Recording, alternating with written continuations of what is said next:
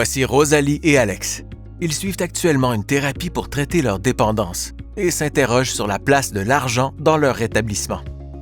Rosalie accepte l'idée que de s'intéresser à ses finances peut lui être bénéfique pour maintenir l'abstinence et que c'est le premier pas vers une bonne santé financière.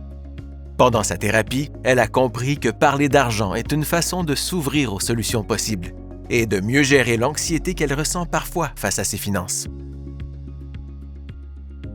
Pour toutes ces raisons, Rosalie trouve important d'établir un budget et de le respecter.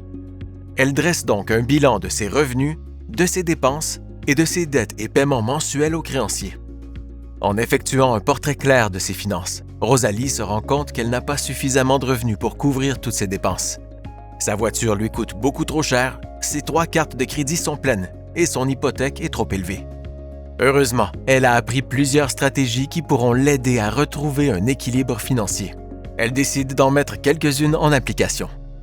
Puisqu'elle sait maintenant qu'il est souvent possible de négocier avec les créanciers, elle contacte son concessionnaire pour négocier les paiements mensuels de sa voiture, le taux d'intérêt et la durée du prêt.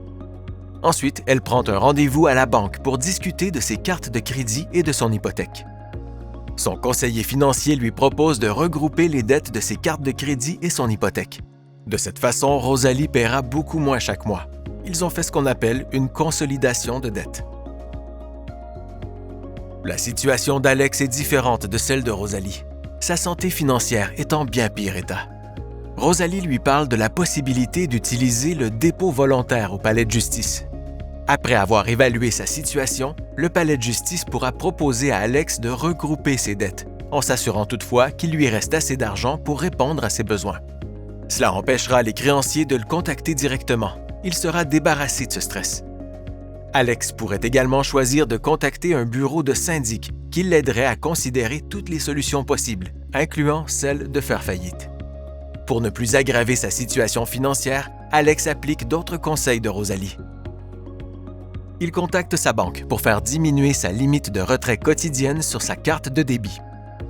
Il décide aussi de se débarrasser de ses cartes de crédit. Enfin, il se procure une carte de crédit prépayée qui l'aidera à respecter son budget. En intégrant ces stratégies de gestion financière dans leur nouveau mode de vie, Rosalie et Alex mettent toutes les chances de leur côté dans leur rétablissement. Et vous, comment améliorez-vous votre santé financière?